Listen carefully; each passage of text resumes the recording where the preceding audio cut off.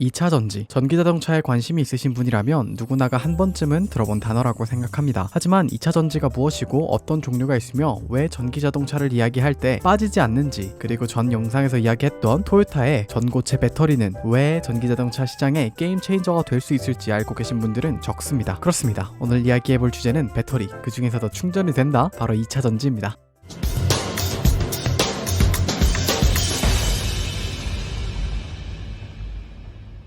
안녕하세요, 머니독입니다. 그 옛날 이 광고 보신 적이 있나요?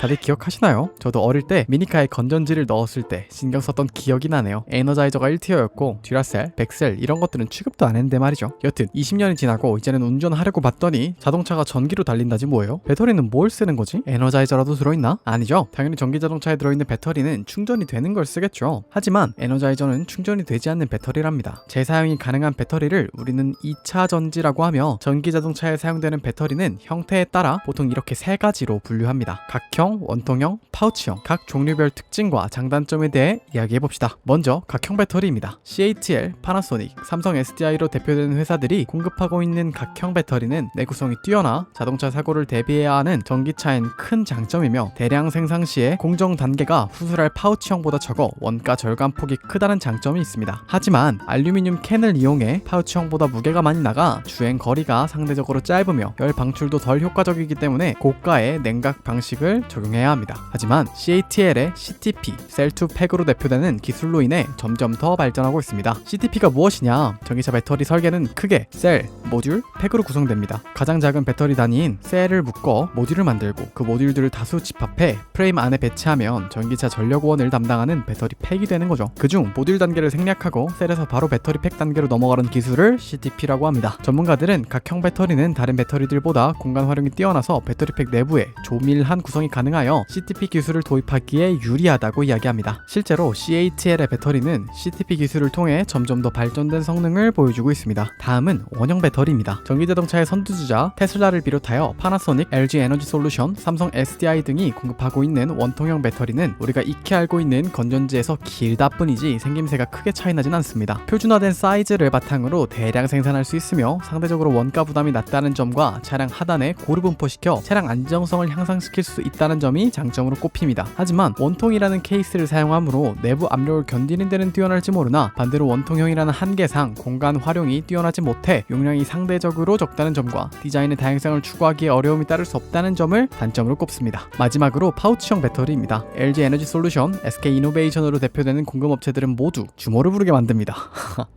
파우치형 배터리는 유연한 디자인을 취할 수 있다는 것이 장점입니다. 그를 통해 내부 빈 공간을 최소화해 고용량, 고밀도의 배터리를 제작할 수 있죠. 하지만 유연한 디자인만큼 공정 난이도와 가격이 높고 원통형, 각형 대비 안전장치가 부족하다는 지적도 많습니다. 그래서 초기 전기자동차 시장에서는 각광을 받았으나 완성차 업체별로 전기차 플랫폼이 나오고 있는 지금에 와서는 타 배터리들의 고객들을 빼앗기고 있는 실정입니다. 이렇게 많은 완성차 업체들이 전기차 플랫폼을 개발하고 배터리를 대량으로 제작하려고 노력하다 보니 값이 싼 중국 기업의 각형 혹은 원통형 배터리를 선호하게 되었습니다. 현재에도 CATL이 압도적인 시장의 선두로 달리고 있죠. 그렇다면 배터리 시장의 현 1등인 CATL과 완성차 업체이면서 배터리 업체인 테슬라의 승리로 마무리될까요? 아직 속단하기에는 이릅니다. 이제부터 설명드릴 배터리가 등장하면 충분히 앞선 두 회사의 위상을 뛰어넘을 수 있을지도 모른다는 전문가들의 예상이 나오고 있기 때문이죠. 바로 전고체 배터리입니다. 각형, 원통형, 파우치형 모두 형 말 그대로 배터리의 형태, 모양에 따라 구별해 놓은 것일 뿐, 기술은 리튬이온 배터리입니다. 리튬이온 배터리는 양극과 음극 사이의 접촉을 방지하는 분리막이 위치하고 액체 전해질이 양극, 음극 분리막과 함께 있습니다. 리튬이온 배터리는 액체 전해질을 사용하다 보니 온도 변화로 인한 배터리 팽창이나 외부 충격에 의한 누액 등 배터리 손상 시에 위험성이 커 안정성을 높이기 위한 부품과 장비가 필수입니다. 하지만 전고체 배터리는 그렇지 않습니다. 전고체 배터리는 말 그대로 전해질이 고체인 배터리인지라 구조적으로 단단해 안정적이며 전해질이 훼손되어도 형태를 유지할 수 있어서 안정성이 높습니다. 또한 전고체 배터리는 에너지 밀도가 기존 배터리에 비해 월등히 뛰어납니다. 왜냐하면 안정성과 관련된 부품들의 자리가 줄고